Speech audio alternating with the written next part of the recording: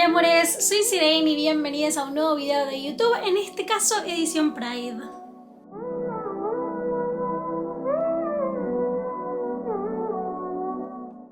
En conmemoración a los disturbios de Stonewall de 1969, enos aquí un 28 de junio hablando un poco del vínculo entre la comunidad LGBT y la moda. Como todo lo que ronda el tema de la identidad de género, la orientación sexual, siempre tiene mucho tabú encima y más desde el lado de la moda, que a veces las personas tienden a ser un poco prejuiciosas, pero al mismo tiempo es un ambiente que se presta un poco a la libertad y a la expresión y a la admiración hacia personas no necesariamente hegemónicas y minorías. Así que a propósito de esto y a propósito del reel que acabo de subir, vamos a analizar un poco un texto de Valerie Steele.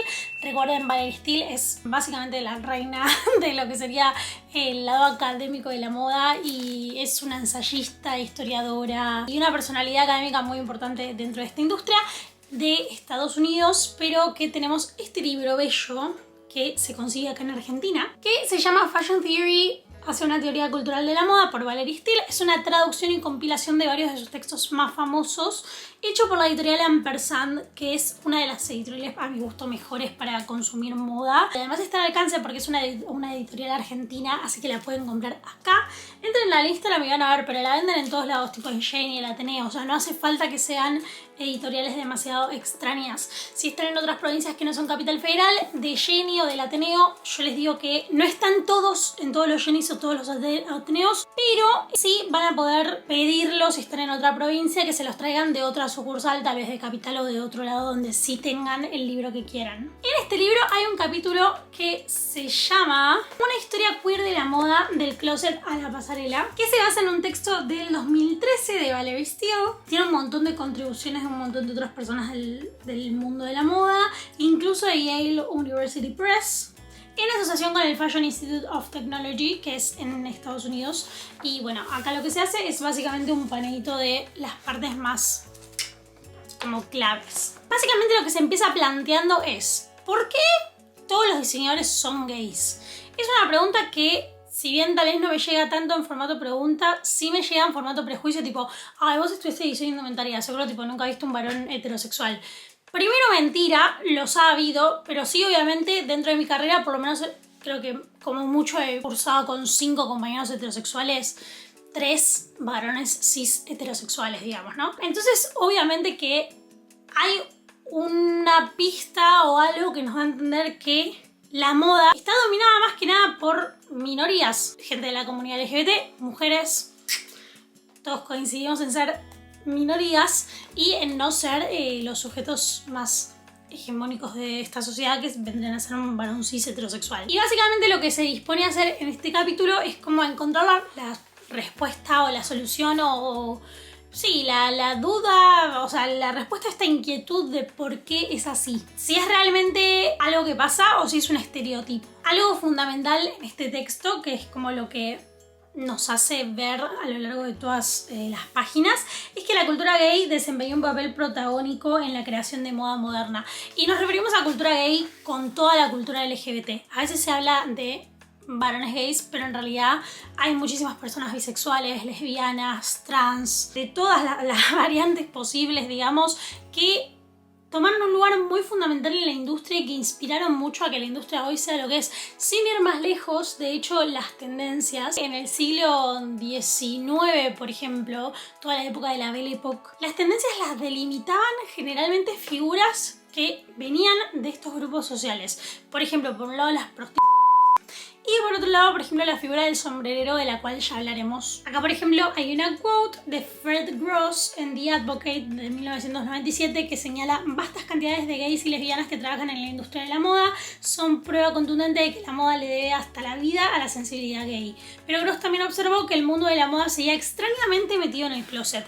Hay como un tabú y al mismo tiempo una sensibilidad, claramente, que no sería posible si no fuera por la cultura LGBT, pero obviamente esto como que, bueno, hay otra frase del libro que dice como el respeto es más grande cuando hay admiración. Entonces, cuando uno confía en el criterio, en este caso estético, de una persona, le deja de importar qué orientación sexual tiene, porque le importa que sepa hacer lo que hace, que lo hace bien. en este caso diseñar o tener un criterio estético. Y de acá, obviamente lo importante es escuchar los testimonios de los diseñadores que pertenecen al colectivo LGBT y al mismo tiempo que son diseñadores actuales o del pasado. Y hay como muchas posiciones antagónicas. Hay algunos que piensan o dicen o manifiestan que no les cambia nada su orientación sexual en referencia a lo que diseñan, como por ejemplo Marc Jacobs, que dice: no creo que mi sexualidad tenga la más mínima incidencia en mi manera de diseñar ropa. Y hay otros que sí hacen un análisis tal vez de vincular desde su infancia, desde el salir del closet, desde el descubrir cuáles eran sus gustos y cuál era su orientación y su identidad de género, a su proceso de diseño. Hay una frase: en su historia de la homosexualidad en el teatro estadounidense, Robert Schank y Kim Mara sostienen que la sexualidad permea las creencias, las acciones y las relaciones sociales de las personas.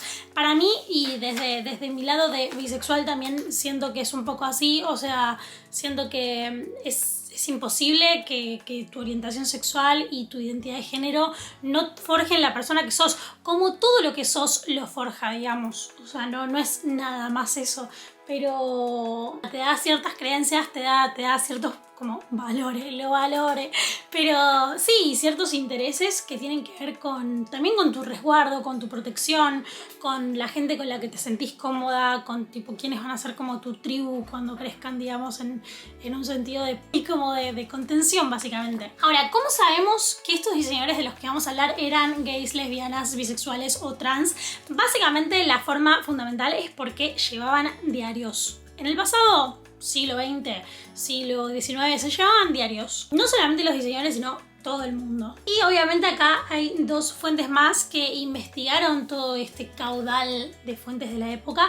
Uno es A Queer History of Fashion, From the Closet to the Catwalk, que es este libro de Valerie Steele, pero completo, que explora la gaydad y la queerdad de la moda desde diversas perspectivas interrelacionadas y colocando la lupa sobre la presencia histórica de hombres gays, mujeres lesbianas, personas bisexuales y personas transgénero en el sistema de la moda, que muchas veces fueron invisibilizados. Tal vez tipo la posición del hombre diseñador gay es mucho más aceptada hoy en día porque obviamente hay un grado de tabúes y hay un grado de minorías que son no menos minoría, pero que gozan de algunos privilegios más que otras, por supuesto, como a todos nos pasa y es cuestión de ver nuestros privilegios.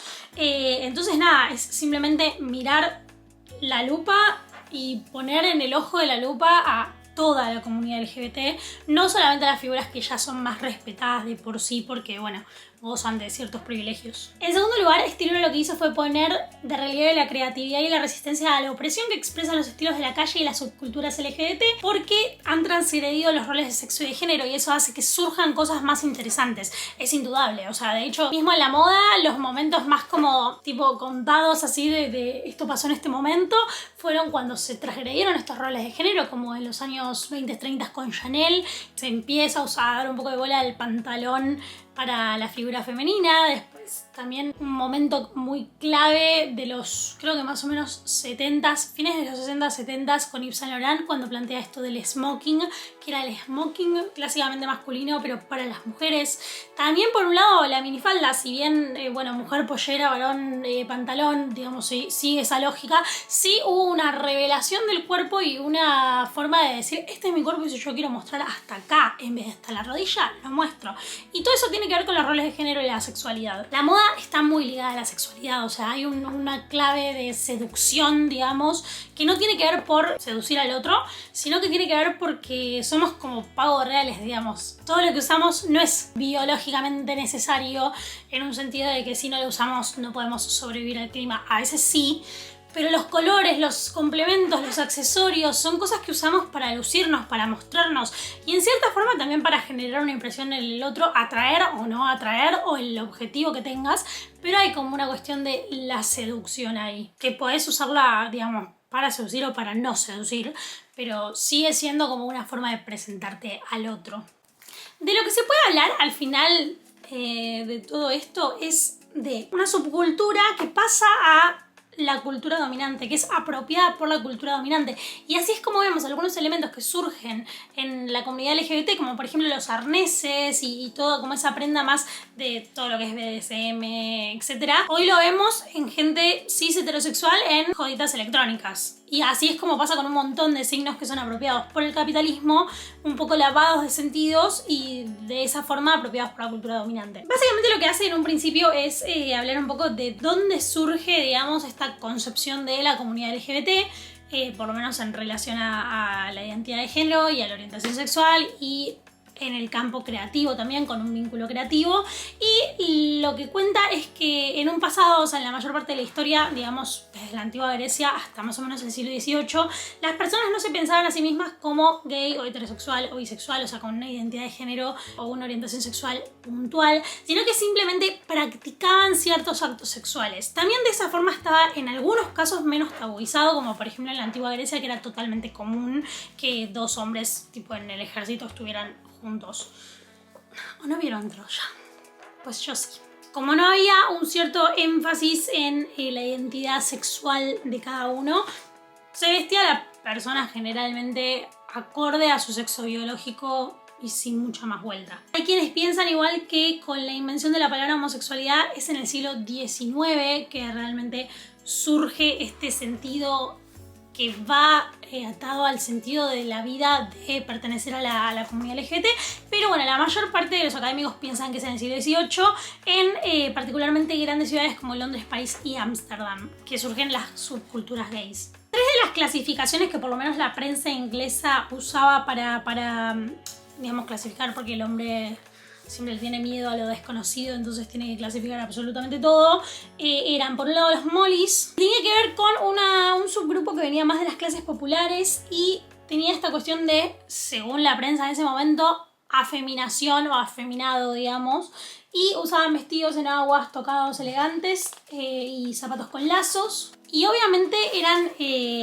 altamente perseguidos y ejecutados incluso por acusaciones de...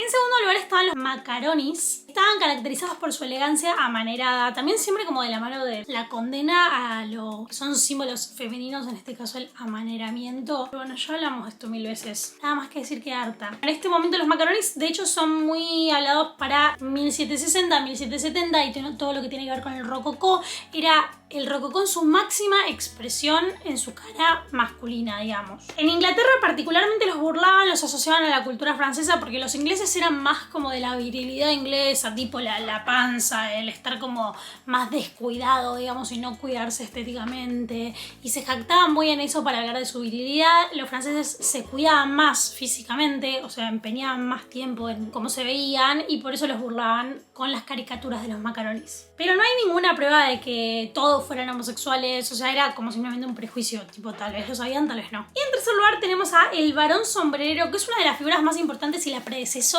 del diseñador gay actual, digamos. Tiene que ver con las personas que hacían sombreros, que eran casi siempre mujeres en un principio, en contraste a los sastres que eran los hombres, pero el sombrerero comienza a surgir como una persona que vendía ornamentos o vestidos, sombreros y otros artículos de indumentaria femenina. Y desde un principio se presuponía que eran sodomizados. Las obras teatrales y las novelas del periodo dan a entender que el sombrerero se incorporó al mundo de la moda en parte porque quería vestirse de mujer. Todos los prejuicios de la época que había sobre estas figuras. Es el comienzo de lo que más tarde se consolidó como el estereotipo de diseñador gay. Acá, bueno, explico un poco sobre la gran renuncia, esto de que en la indumentaria masculina el exceso de ornamentación, color y otras formas se juzgaba porque el hombre tenía que vestirse sobrio, tenía que ocuparse de cosas más serias y no tenía que perder tiempo en lo que eran las apariencias, que era algo destinado a las mujeres porque éramos básicamente, nos pensaban como más tontas y como que nos íbamos a dedicar a las banalidades. Más tarde y también después de 1770 surge una minoría de mujeres masculinizadas que desean exclusivamente a otras mujeres. Y en contraste de los varones de los que hablamos antes, las tres categorías que venían de todas las clases sociales, estas mujeres que se llamaban eran al parecer de la clase media o alta, como las damas de Llangollen, que describe Elizabeth Wilson. También habla un poco de la cultura dandy y esta dicotomía que hay entre la gran renuncia, que está un poco asociada al movimiento dandy, y el sumo cuidado sobre el detalle, por ejemplo, de Oscar Wilde, que ya sabemos que era gay, pero además fue un gran impulsor de lo que era el vestir tanto para mujeres como varones. Después empieza a hablar de los 20s, que obviamente surge esta figura de la garzón, que si bien lo usaban también mujeres heterosexuales que vestían a la moda, estaba asociado al lesbianismo en principal posteriormente a la Primera Guerra Mundial, cuando en Francia se notaba la pérdida de tantos hombres jóvenes. Y acá, bueno, obviamente surge el tema de Chanel, que siempre se debate si tuvo relaciones con mujeres, si no las tuvo. Hay mucha gente que pensaba que tenía relaciones con su mejor amiga Missy Assert. Después, en realidad, en sus textos biográficos, ella manifiesta que sus vínculos más importantes siempre fueron con hombres, pero obviamente que esto nunca se sabe como hasta qué punto estaba escrito para que lo lea un otro y sobre sus propios tabúes, porque recordemos que igual Coco Chanel era profundamente misógina en un montón de cosas y también era bastante fóbica y homofóbica con figuras como Dior y como con todos los diseñadores couturier del momento, de los 50. Y también su estilo andrógino expresaba ante todo una identificación con el poder masculino y siempre se había vestido como el hombre fuerte e independiente que hubiera soñado ser. O sea, de todas formas hay una cuestión del rol de género y la sexualidad y la identidad de género. Por otro lado estaba Madame Bayonet, que era también una modista muy conocida de más o menos principios del siglo XX, pero llegó hasta mediados más o menos, que sus prendas eran puntualmente liberadoras y había mucho albiez, había como mucha sensualidad, eran muy atractivas y ella en varias entrevistas habló de cómo se inspiraba en la anatomía de las mujeres hermosas, habló de que sus clientas cubanas se movían bien, recordaba la diseñadora, y las argentinas tenían unas nalgas ondulantes que parecían carnívoras. Así somos, mi amor. Y en ese momento, esa entrevista que le hizo Bruce Chatwin, se recostó y dijo que siempre me dijeron que amaba demasiado a las mujeres. No se sabe realmente si era o no era bisexual o lesbiana o lo que fuera, pero sí hay una relación con como la atracción por el cuerpo de las mujeres en este caso. Hay una mujer muy conocida del mundo de la moda y muy clave, particularmente en la revista Vogue, que fue Dorothy Todd, editora de Vogue parisina, que fue despedida en 1926 por Condé Nast, que la amenazó con exponer su catadura moral si ella le hacía juicio por incumplimiento de contrato. Fue despedida también su pareja, que era una cronista de moda, Madge Garland, y ambas tenían una carrera ascendente. Básicamente las echaron y dijeron, si decís algo sobre esto, digo a todo el mundo que sos lesbiana.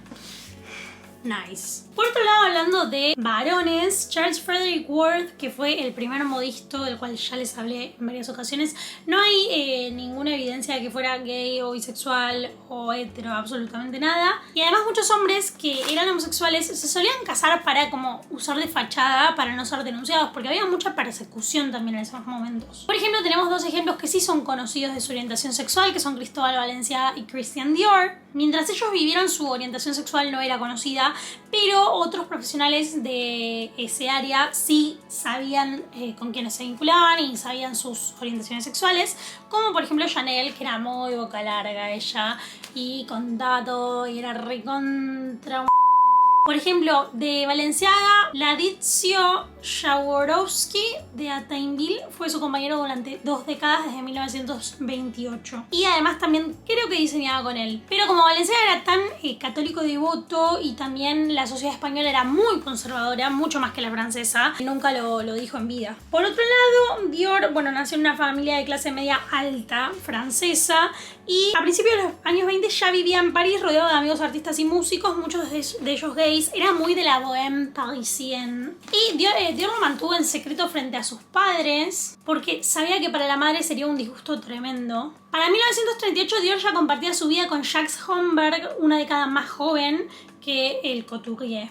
También por otro lado estaba Balmain, que tuvo su propia casa de alta costura desde 1945 y fue compañero de Erik Mortensen, que era un diseñador danés durante varias décadas. Además, bueno, tanto Dior como Balmain eran muy amigos de, como les dije, la bohème parisienne y artistas pronunciadamente gays como Christian Berard y Jean Cocteau. Ahora pasa algo, ¿no? Porque con el new look de Dior, que planteaba esta silueta como cintura estrecha, bien amplia, de hecho como más relevante, etc. Figuras como Chanel habían salido a decir que básicamente los diseñadores gays odiaban a las mujeres y por eso nos metían esos perifollos y esos vestidos tan grandes e incómodos, mientras que en realidad diseñadores como Dior decían que surgía de todo lo opuesto, que surgía de una admiración y de un amor. En el caso de Dior, por ejemplo, la primera colección del New Look, que fue en 1947, estaba inspirada en la feminidad glamorosa de la Belle Époque, de los años de la infancia de Dior, que él había visto en los placares que tenía su madre, donde conservaba todas estas prendas de la Belle Époque.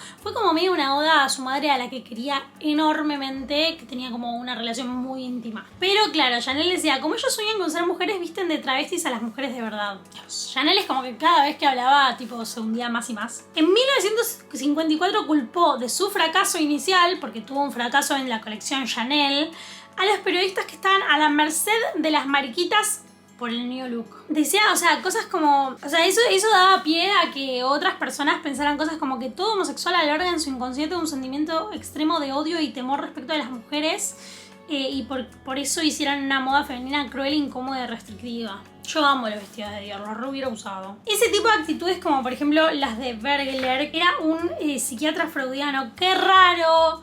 Que hablaba un poco de la moda y el inconsciente, hizo que otros diseñadores jóvenes como Yves Saint Laurent tuvieran un entorno muy hostil para crecer y para poder ser quienes eran, ya en un momento en el cual tal vez la sociedad era levemente más libre. Por eso también Yves Saint Laurent era como tan tímido, sus compañeros lo intimidaban y lo golpeaban, etc. Después, bueno, sucede Stonewall, de lo que estamos hablando. Era un marco de revolución total en todo el mundo. Por ejemplo, en 1967 en Gran Bretaña se descriminalizó el sexo consensuado entre hombres mayores de 21 años. Después empezaron a surgir un montón de organizaciones defensoras de la homosexualidad, como la Sociedad Mattachine en 1950 por Harry Hay, y un futuro diseñador de modas, Rudy Heinrich. Y justamente Rudy Heinrich hablaba mucho de la influencia de su orientación sexual en cuanto a su diseño, y decía algo muy interesante, que es que en calidad de hombre gay pensaba en las mujeres como agentes libres, no como objetos sexuales. La ropa debía realzar la libertad de las usuarias tal como ellas la concebirían. Eso me parece súper interesante, ¿no? Porque es como, claro, cuando no hay una mirada de deseo, cuando no hay una mirada de cosificación, ¿qué surge de ahí? ¿Qué tanto más interesante y más libre puede ser el diseño que surja de esa cabeza? Habla un poco de la evolución del estilo gay y el estilo lésbico después de los disturbios de Stonewall, también obviamente del punk y locales como Sex de Vivienne Westwood, que se basaban justamente en sacar los tabúes del closet y usar toda esta indumentaria BDSM a flor de piel. En 1981 el VIH se identificó como una enfermedad transmisible por contacto sexual, así como por intercambio sanguíneo, y obviamente eso generó muchísimos prejuicios para la comunidad LGBT, que era a nivel excluido socialmente, y todo tipo obviamente de desinformación, de pensar de que solo por tocar o por estar cerca de una persona gay te podía pasar eso. Hoy obviamente es una enfermedad controlable y obviamente hay que testearse, obviamente hay que cuidarse, pero también es algo controlable porque la medicina evoluciona mucho. Eso hay que decirlo, no como Furia de Gran Hermano que anda diciendo ay, que parece que tengo VIH. No, amor, no. Conozco muchísima gente que tiene VIH y que vive vidas totalmente normales, que tiene relaciones sexuales, incluso tiene hijos, y eso es porque la medicina avanzó y porque además nunca se contagió por contacto de piel ni nada de eso. Así que nada, cuídense, testense y sepan que aguante la medicina. Eso. También hay declaraciones de otros artistas, diseñadores más contemporáneos como Yves Saint Laurent, que dijo, sí, mi sexualidad ha sido muy importante para mi creatividad. También obviamente Gaultier y Versace usaron un poco esto del fetichismo que también usó Vivienne Westwood. También Rick Owens, como uno de los diseñadores más conocidos del día de hoy. Lagerfeld también. Lagerfeld igual polemiquísimo. Polémico. Este como Chanel y bueno, por eso ahí estuvo, ¿no? Galliano y Alexander McQueen. McQueen siempre dijo que sus colecciones son muy autobiográficas y muy ligadas a su sexualidad y a su aceptación de la persona que es. Bueno, McQueen igual se autopetit suisse. Pobrecito. Lo amo. Y bueno, y Galliano también tenía como un fuerte componente de una mirada distinta sobre el cuerpo tanto de la mujer como del hombre, y lo vemos hasta hoy en sus colecciones para Margiela. Hay una frase muy interesante de Simon Dunham, que es un diseñador de escaparates que ahora es más conocido por sus libros. Los hombres gays siempre han orientado su vida en torno a la fantasía, el disfraz, las transformaciones. Desean escapar de la negatividad que caracteriza su situación. Y de ahí está como también el vínculo con el diseño, creo. Como esto de ponerse un traje, una fachada que nosotros queramos y ser libres de esa forma. Bueno, las mujeres lesbianas y bisexuales han sido mucho menos visibles en el mundo de la moda que los hombres gay y bisexuales, claramente. Como en todo igual, como en todo en este mundo, ¿no? Y hay algunas muy conocidas que son increíbles, como por ejemplo Patricia Fields, que fue la vestuarista de Sex and the City, que incluso incluyó a la serie en varios estilos lésbicos como la gorra de canillita y los tutús ultra femme. Y también Liz Collins, Jill Sander, pero son muy pocas las diseñadoras que realmente han salido del closet. Incluso Jill Sander y su pareja Dickie Mommsen recibieron múltiples amenazas de durante un periodo de varios años.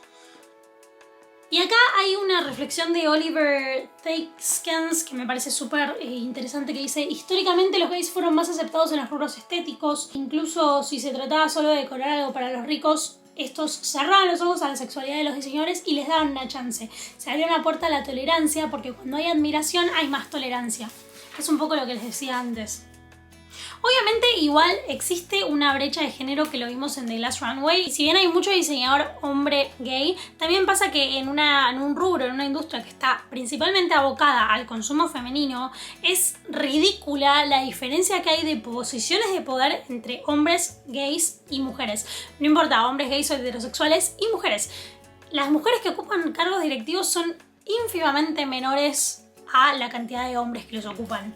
Y bueno, esto también lo menciona un poco, hay igual un estudio que se llama The Glass Runway que habla de eso, pero la brecha de género es innegable, no se origina en diferencias de calificación o de talento, sino en una combinación de obstáculos que afectan desproporcionadamente a las mujeres, aparejada al supuesto de que las mujeres son menos aptas para el liderazgo, que obviamente es un prejuicio. Obviamente el tema de la crianza de hijos y la maternidad son otro prejuicio que se suma a esto. Y bueno, nada, de esta forma se provoca un enfrentamiento injustificado entre las mujeres y los hombres gay, que terminamos luchando por puestos de poder que no son equitativos. Habla un poco, de todo esto de que siendo mujeres también somos minorías, y como hay muchas declaraciones que se realizan en el mundo de la moda por diseñadores, como pasó con Chanel y con muchos otros, que son responsables de la misoginia que termina habiendo. Me copa esta última parte así como de denuncia. Pero básicamente cierra con que no hay evidencia de que exista un gen gay para la moda o la creatividad. Si los aportes de las personas queer a la moda son desproporcionados, las razones están profundamente sobredeterminadas por nuestras complejas percepciones de la moda y la sexualidad.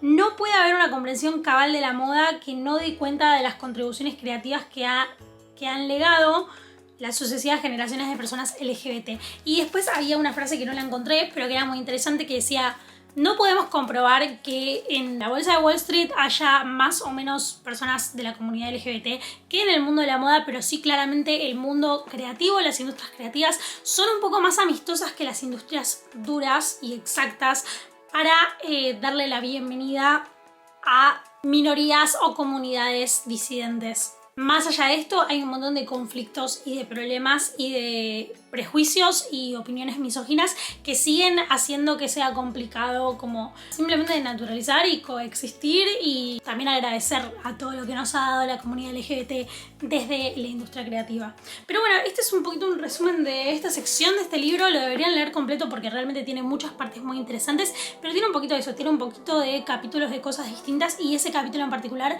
yo me lo quiero comprar entero. No sé, creo que hay una versión como más larga en inglés, pero me gustaría tenerlo pronto o conseguirlo porque me parece súper interesante. Así que si no lo leyeron, les recomiendo que lo compren. Me dejan acá en comentarios todas sus reflexiones al respecto. Quiero que me cuenten qué opinan, quiero que me cuenten cosas que hayan leído sobre la relación entre la comunidad LGBT y la moda, y también cualquier pregunta me la dejan acá abajo. Así que por el momento les dejo mi Instagram, mi TikTok y mi cafecito por si les gusta mi contenido y quieren colaborar con él, y nos vemos en un próximo video.